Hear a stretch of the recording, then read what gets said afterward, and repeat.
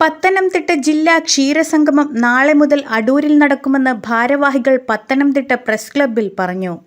22, 23, 24 തീയതികളിലാണ് ക്ഷീരസംഗമം നടക്കുന്നത്.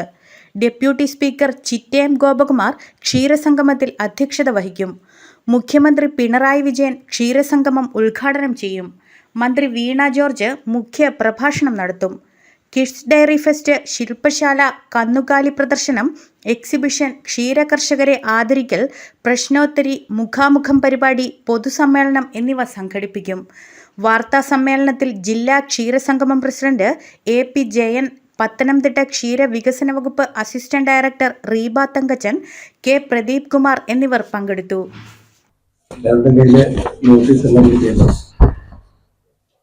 നമ്മുടെ ക്ഷീരസംഗമം നമുക്കറിയാം, എല്ലാ വർഷവും നടത്താറുള്ള ഒരു പരിപാടിയാണ്.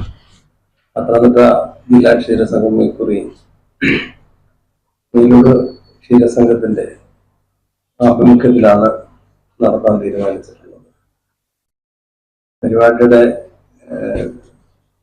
വിശദമായ കാര്യങ്ങളെല്ലാം തന്നെ സ്വാഗത സംഘത്തെ സംബന്ധിച്ച് ആരംഭിക്കുകയും അതിന് ആവശ്യമായിട്ടുള്ള വിവിധ തലങ്ങളിലുള്ള കമ്മിറ്റി രൂപീകരിക്കുകയും ഒക്കെ ചെയ്തതിന്റെ പ്രവർത്തനങ്ങൾ മുന്നോട്ട് പോയിക്കൊണ്ടിരിക്കുകയാണ്.